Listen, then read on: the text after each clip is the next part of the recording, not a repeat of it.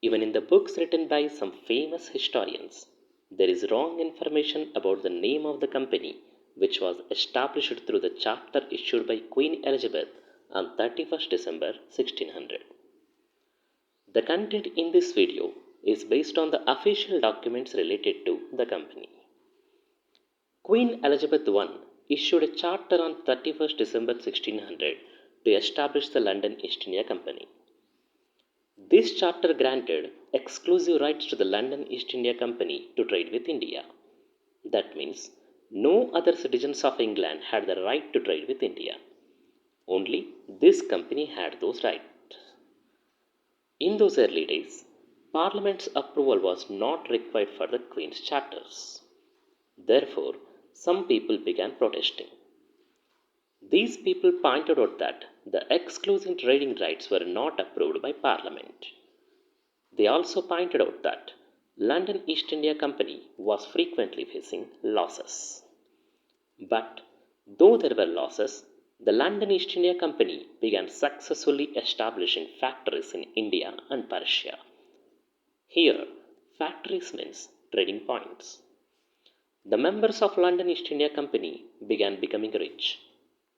Due to this, some other people also wanted to trade with India. They demanded that all citizens of the kingdom should have equal rights, and they tried to influence the ruler and parliament to remove the exclusive trading rights of the London East India Company. In such a situation, an incident occurred in 1693 that changed the scenario.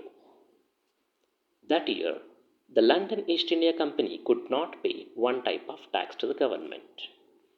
Before that, an act was already passed by King William III and Queen Mary II.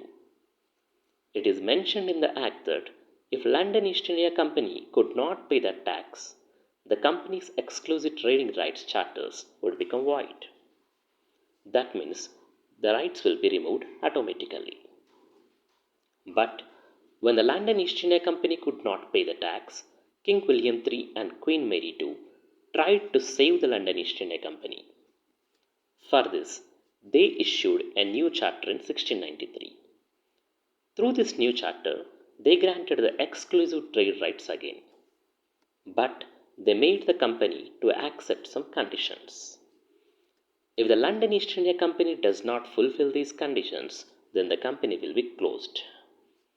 Anyhow, in such a situation, an act was passed by Parliament in 1698. A charter was issued by King William III on 5th September 1698 in relation to the Act of Parliament. This charter provided for the establishment of the General Society to trade with India.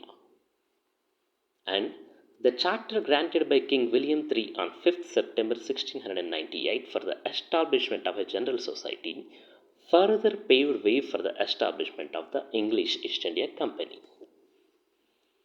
The London East India Company and the English East India Company joined together to form a united company on 22nd July 1702 during the reign of Queen Anne.